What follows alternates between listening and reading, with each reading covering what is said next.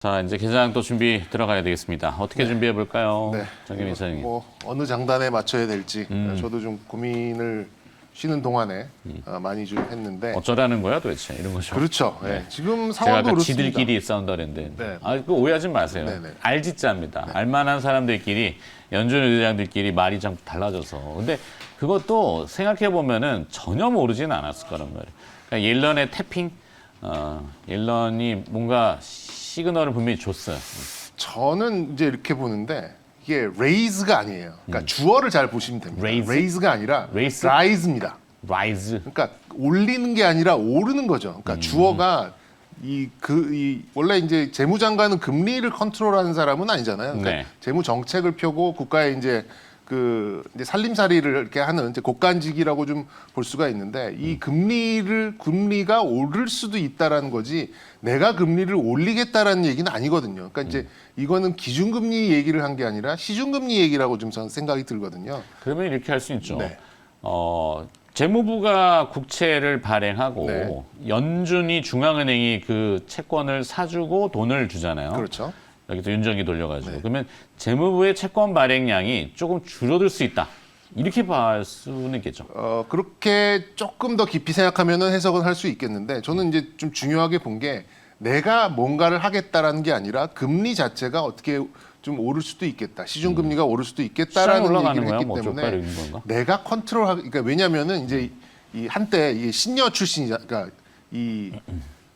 연준 의장 출신이잖아요. 네, 그렇다 보니까는 이제 그 뭐라 그럴까요? 이제 그 효과가 있는 거죠. 이제 투시 효과가 좀 있는 것 같은 그 이제 발언 자체가 네. 완전 이제 과거에 연준 의장 때 했었던 이제 그 효과가 좀 있지 않았나 그런 이펙트가 있지 않았나 좀 생각이 좀 들어서 제가 보기에는 그냥 재무장관으로서 시중금리가 좀 오를 수 있는 상황이 된 것 같다라고 발언한 거에 너무 이제 시장이 뭐 좀 반응한 게 아닌가라 좀 생각이 듭니다. 근데 뭐 정작 지금 뭐 미국 채권 이런 거 보면 오히려 빠지고 있고요. 그리고 네. 이제 주가지수 선물 같은 거 본다 그러면 좀 뭐 약보합권에 있고 환율도 거기에 이렇게 우당탕 거리는 수준보다는 오히려 좀 이제 고점 1125원 뭐 4원 여기에서 살짝 지금 조정을 받는 그런 상황이 있다 보니까 저는 이게 이렇게 오래 가고 이렇게까지 이제 막 서로 머리를 맞대고 이거니 저거니 이렇게 해야 되는 문제인가라는 생각에서는 글쎄 뭐 굳이 그렇게까지 할 필요는 없어 보인다라는 생각이 들고 오히려 저는 이제 국내 수급적인 것이 훨씬 직접적인 문제다라고 좀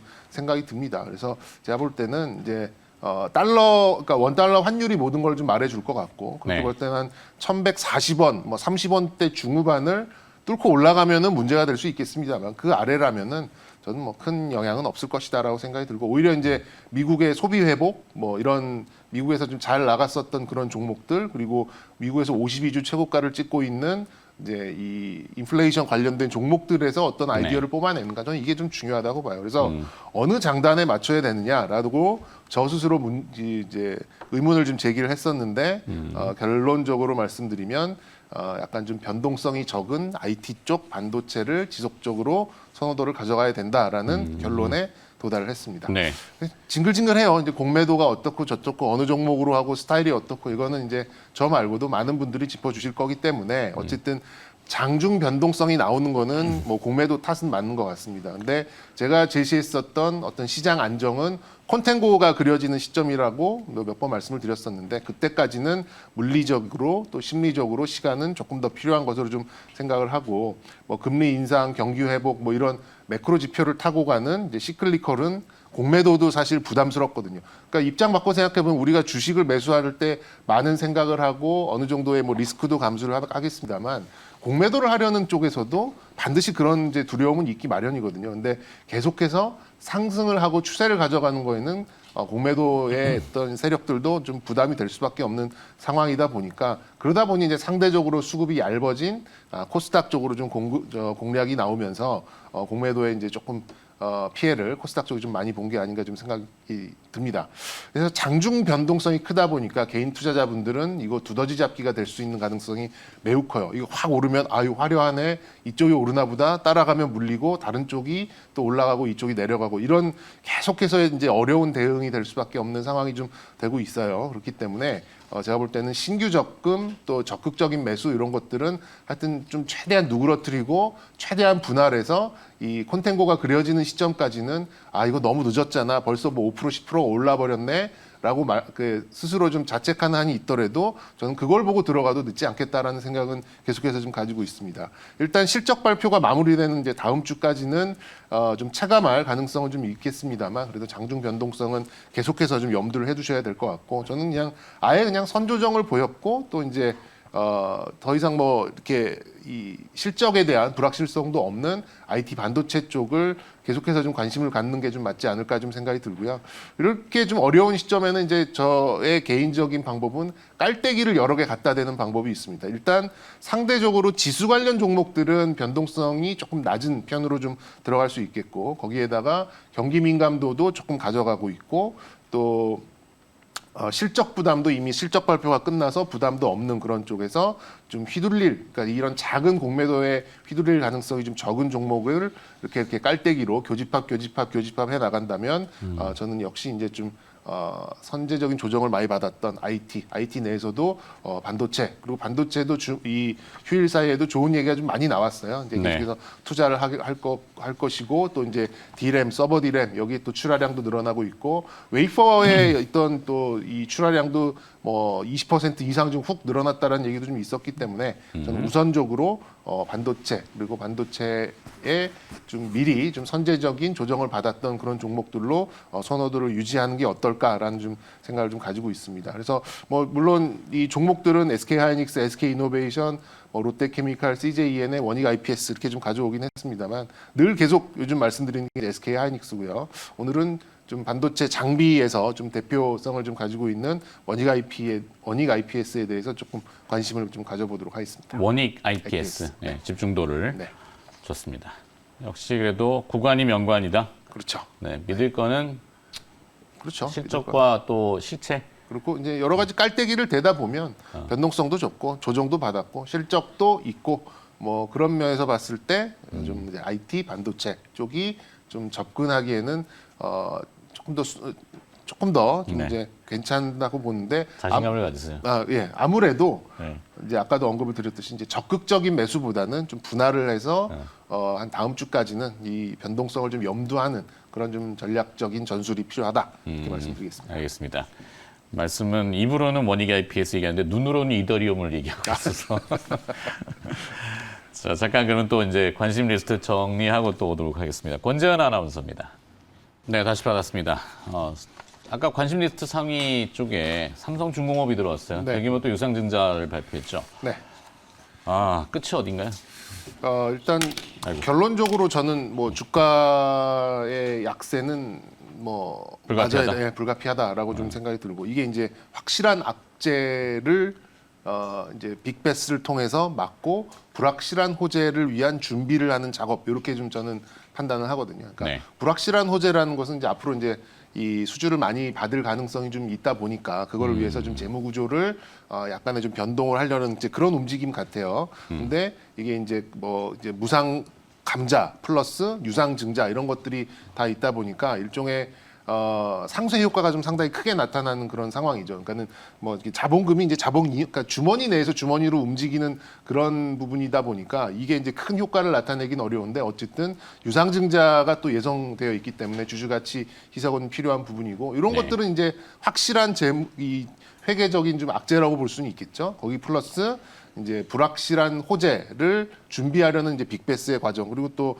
실적 보니까 실적도 5천억 넘게 영업 손실이 좀 나왔더라고요. 네, 1분기는 그렇죠. 예, 뭐 일회성 뭐 이런 것들을 좀 감안하더라도 그래도 좀 고정비를 커버하지 못한 그런 영업 손실은 좀 불가피했다라고 좀 생각이 들기 때문에 이런 것들을 좀 털어내기 위한 빅베스를 하기 위해서 이제 이런 무상 감자, 유상 증자 이런 것들을 진행하고 향후에는 이제 또 이런 호재를 또 준비해야 되는 그런 상황이다 보니까 일시적으로 이제 주가에 대한 충격은 있을 수밖에 없습니다. 이게 얼만큼 어디까지라고는 말씀드릴 수가 없는 게 이제 유상 증자 계획이 아직 나오진 않았거든요. 네. 할 것이다라고 얘기만 했었지. 그렇기 때문에 얼만큼 이제 희석되는지를 알 수 없다 보니까 일단 그런 이제 악재를 좀 반영하는 주가의 하락은 나올 수밖에 없다고 생각은 드는데 그렇다고 이제 뭐 하한가 뭐 2번, 3번 이렇게 갈 것 같지는 않고요. 그렇죠. 오늘 한번 좀 굵고 짧은 그런 이제 악재를 딱 해소하고 나서 그리고 나선 좀 거래량을 줄여가면서 이 다음에 나올 이제 유상증자 뉴스에 따라서 주가가 일단 좀 횡보하는 구간을 좀 가져갈 것 같고 그리고 나서 이제 호재를 반영시키는 그런 움직임이 좀 이어질 가능성이 좀 있다 보니까 신규 유입은 조금 고민을 좀 해보시고 그동안 좀 가지고 계셨던 분들 같은 경우에는 뭐 저 같으면은 이제 유상증자를 받고 넘어갈 것 같은데 네. 그 동안에 갖고 계셨던 분들 같은 경우에는 글쎄 뭐 개인의 판단에 좀 맡겨야 될 것 같다라는 좀 무책임한 말씀일 수도 있겠는데 그래요. 예, 저는 뭐 그게 좀 정답이 아닐까 좀 싶습니다. 좀 회복이 될 거라고 기대를 좀 조심스럽게 가졌지만 약간 네. 뒤통수를 맞은 듯한 느낌. 그런 건 또 지울 없지 수 않아 없네요. 있습니다. 네. 예. 삼성이라는 타이틀이 좀 아깝다 생각이 들어집니다. 네. 자, 두 번째 또 이렇게 준비해라 가봐야 되겠는데 어떻게 준비를 또 해볼까요? 일단 이제 선테마주, 후우량주 이렇게 좀 이제 제목은 뽑아봤는데 인플레이션에 이제 우리가 식량 자원 얘기를 뭐 지지난주 내내 했었잖아요. 근데 네. 이제 우선적인 관심도를 우리가 뭐 라면이나 또 뭐 맥주나 뭐 여러 가지 이제 뭐 일반적인 스마트팜이나 예, 그런 일반적인 식품으로 했었는데 오히려 좀 시장은 약간 이제 뭐 한미 정상회담 때문에 그런가 몰라도 아무래도 좀 가볍게 움직일 수 있는 좀 비료, 종자 이런 쪽으로 좀 테마가 미리 좀 형성이 좀 된 것 같아요.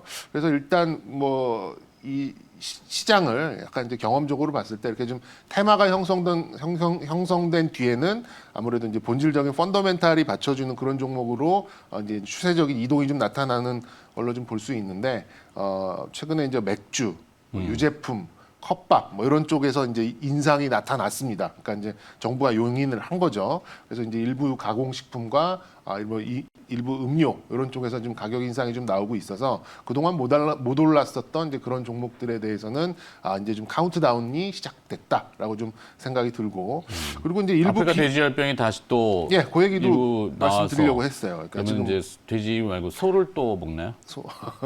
뭐 수산물은 또 일본 또 때문에. 오염수 때문에 뭐 먹어야 됩니까?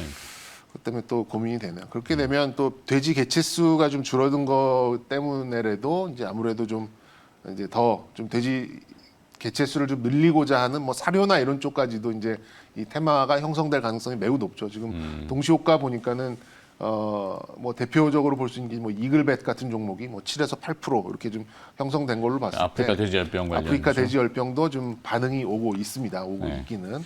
근데 이제 지난 그 화요일 날 좀 놓고 보니까 이제 비료, 종자 이런 쪽이 많이 올랐더라고요. 근데 이런 종목들이 보통 시가총이 작아요. 보통 네. 이제 뭐 1,500억, 뭐 커야 뭐 한 2,000억 뭐 이러다 보니까 저는 이제 좀 확산되면 농기계하고 또 농약 이쪽으로도 갈까요? 이런 쪽 이미 좀 움직인 것도 있습니다. 그래요? 근데 이렇게 좀 작은 종목들이 또 공매도도 좀 피하다 보니까 좀 테마가 좀 강력하게 형성이 됐었는데 식량 얘기는 올해 우리 초부터 지난해 말부터인가 계속 엄청 많이 말씀드렸죠. 얘기했던. 네, 그래서 정책적으로 좀 압력이 좀 눌려 있었던 부분이 이제 저는 아까도 언급드렸듯이 카운트다운이 좀 되고 있다라는 느낌이 확실히 좀 되고 있고요. 저는 이제 만약에 그게 좀 풀리는 상황이 온다면 저는 경기 민감주, 뭐 철강, 화학의 버금가는 아주 추세적으로 강한 그런 회복세가 나타날 가능성이 좀 있다 보니까 계속해서 말씀드렸던 그런 종목들에 대해서는 좀 길게 보는 측면에서는 뭐 접근을 하셔도 좋을 것 같고 갖고 계신 분들에 대해서는 좀 추가 매수도 좀 유효한 그런 구간이 아닌가 좀 생각이 듭니다.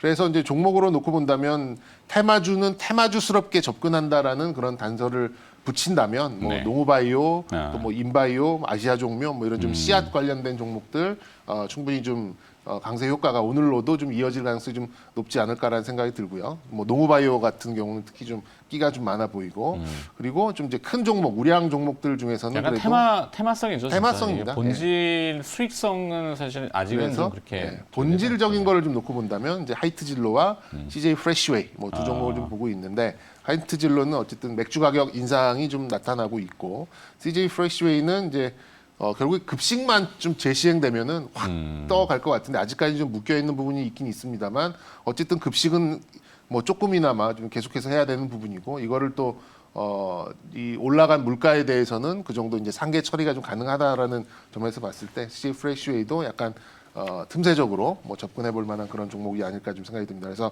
좀 테마적으로 치고받는 매매를 하시겠다라고 하면 저는 농우바이오 그게 아니라 추세적으로 좀 보고 싶다라고 하신다면 하이트진로 이렇게 좀 말씀드리고 싶네요. 여기 집중은 지금 방금 말씀드렸는데 네. 하이트진로와 색깔이 농우바이오 변출이 안 돼가지고. 예, 네. 농우바이오. 알겠습니다. 네. 자, 일단 이렇게 준비해라. 디테일이 또 들어왔고 네. 구체적인 것들이 개장이 또 들어왔으니까 호가 정확히 네. 열고 다시 또 논해 보도록 하겠습니다. 개장 보시죠.